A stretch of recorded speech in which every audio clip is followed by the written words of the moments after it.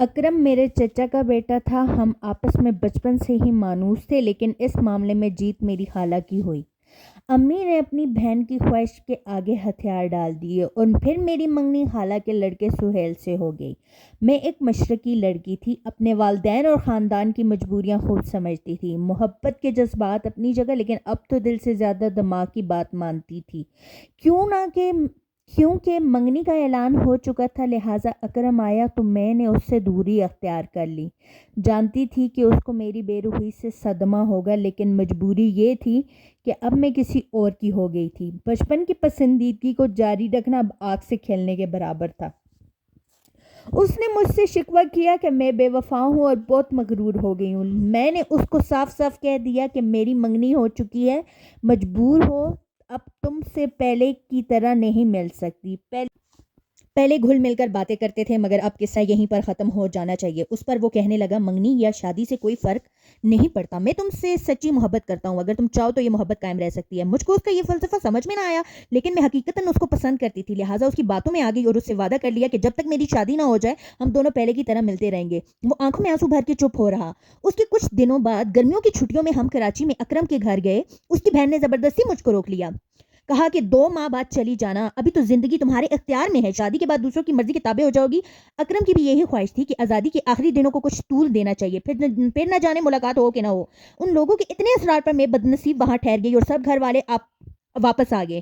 اپنے چچا کا گھر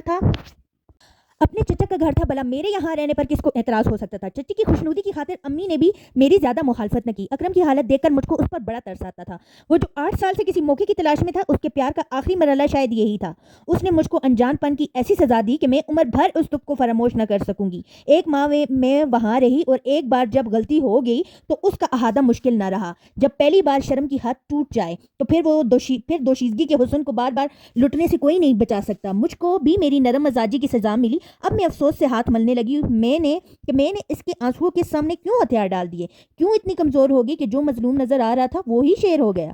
میں پریشان خوفزدہ اندر ہی اندر گھٹتی رہی۔ کیا بتاؤں کتنی مشکل سے 1 ماہ گزارا۔ ہر روز چچی سے کہتی کہ خدا کے لیے مجھ کو واپس لاہور بھجوانے کا انتظام کیجیے، میں جلدی گھر جانا چاہتی ہوں، اور وہ ہنس کر ٹال دیتی کہ ایسی کیا جلدی ہے، کچھ دن تو رہو، نصیبوں سے آئی ہو، پھر نہ جانے کب قسمت سے آنا ہوگا، اب تو پرائی ہو جاؤ گی۔ اور میں دل ہی دل میں تلملا کے رہ جاتی کہ چچی کو کیسے بتاؤں تمہارے سپوت کے کیا کرتوت ہے اور میں کیوں جلدی جانا چاہتی ہوں۔ آخر حیدرآباد سے چچا آگے، ان کی ملازمت وہاں تھی اور 15 دن یا 1 ماہ بعد گھر کا چکر لگاتے تھے۔ ان کو دیکھا تو رو پڑی۔ انہوں نے دوسرے دن ہی میرا ٹکٹ لے لیا اور مجھ کو خود چھوڑنے لاہور آئے۔ خدا خدا کر کے جان چھوٹی میں وہاں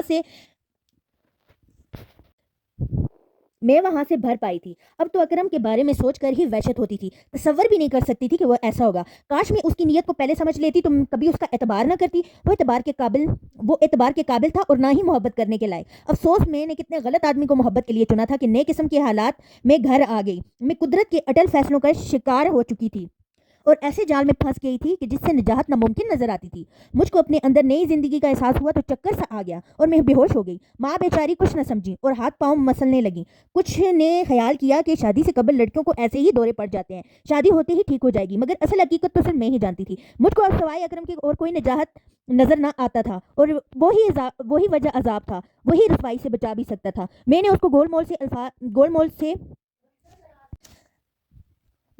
گول مول سے الفاظ میں کئی خط لکھے، مگر اس نے کسی کا جواب نہ دیا۔ اس کی سمجھ میں میرا مداح نہ آتا ہوگا، یا وہ جان بوجھ کر نظر انداز کر رہا تھا۔ یوں 5 ماہ کا عرصہ گزر گیا، مجھ سے کچھ بھی تو بن نہ پڑا۔ اب میری موت آنکھوں کے سامنے رقص کرتی نظر آ رہی تھی۔ میں سنجیدگی سے زہر کھانے کے بارے میں سوچ رہی تھی کہ امید کی ایک کرن نظر آئی۔ اکرم کی بہن کی شادی کا کارڈ آ گیا اور میری جان میں جان آ گئی۔ اکرم کی منگنی کی بات چیت پھپھو کی لڑکی روہینہ سے چل رہی تھی اور روہینہ سے وہ پسند کی شادی کر رہا تھا۔ مجھے دکھ تو بہت ہوا، مگر میں ایسی مصیبت میں گرفتار تھی کہ وعدہ کر لیا اپنی زبان بند رکھوں گی۔ اس وقت مجبور تھی، اگر اس کا نام لیتی تو صاف انکار کر دیتا۔ میرے پاس اس کے جرم کا کیا ثبوت تھا، جبکہ میں اس کے جرم کی منہ بولتی تصویر تھی۔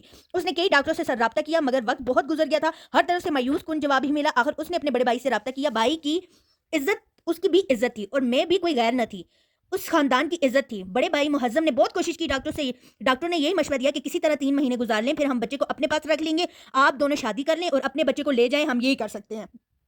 میری زندگی برباد کرنے والا اگر اب شادی پر رضامند ہوتا تو میں کیوں اپنی کوکھ اجاڑنے کے در پہ ہوتی، مگر ہائے رے عورت کی مجبوری کہ وہ قدرت کی طرف سے وہ قدرت کی طرف سے ہی کمزور پیدا ہوتی ہے، وہ کبھی مرد سے جیت نہیں سکتی۔ محظم نے مجھے اس بات پر آمادہ کر لیا کہ میں اپنی امی کو اس راز میں شریک کر لوں، ورنہ بدنامی لازمی ہے۔ اس کے بعد یقیناً ابا جان کا تو ہارٹ فیل ہو سکتا تھا۔ امی کو جب یہ بات محظم نے بتائی تو وہ سکتے میں رہ گئیں۔ کہاں تو وہ شادی پر آئی تھی، اب یوں لگتا تھا جیسے کسی کی موت پر بیر کرنے والی ہوں۔ محظم نے سمجھایا کہ لڑکی یہ غلطی ہو گئی، اب آپ سمجھداری سے کام لیں، اگر آپ نے بھی اپنے حواس کھو دیے تو یاد رکھیں سارے خاندان کی عزت بیچ بازار میں نیلام ہو جائے گی۔ اکرم اب بھی مزے میں رہا کہ اس کے بھائی نے اس کا نام نہیں لیا، بلکہ مجھ کو ماں سے یہی کہنا پڑا کہ لاہور میں ایک لڑکے سے میری اتفاقیہ ملاقات ہوگی اور میں چھپ چھپ کر اس سے ملتی رہی، جس نتیجے میں اب بدنامی کے جہنم میں گرنے والی ہوں۔ امی بیچاری چھپ کر آنسو پوچھتی تھی۔ دیورانی کا رشتہ ایسا تھا کہ وہ چچی سے بھی اپنے دل کا حال تک نہ کہہ سکی تھیں، اور میں یہاں میرا عالم تھا کہ ایک لمحہ عذاب تھا۔ گھڑی کی ٹک ٹک ایسے سنائی دیتی تھی جیسے موت پہ تلے قدموں سے لہجہ بلہجہ میری طرف بڑھ رہی ہو۔ آخر محظم ایک ادارے سے بات کرنے میں کامیاب ہو گیا جہاں مجھے سلائی کا کورس کرنے کے بہانے رہنا تھا۔ امی نے بھی گھر جا کر یہی کہا اور میں محظم بھائی کی وقفیت کی وجہ سے اس ادارے میں رکھ لی گئی۔ کیا بتاؤں کہ یہ 3 ماہ کا عرصہ مجھ پر کیسے بیتا۔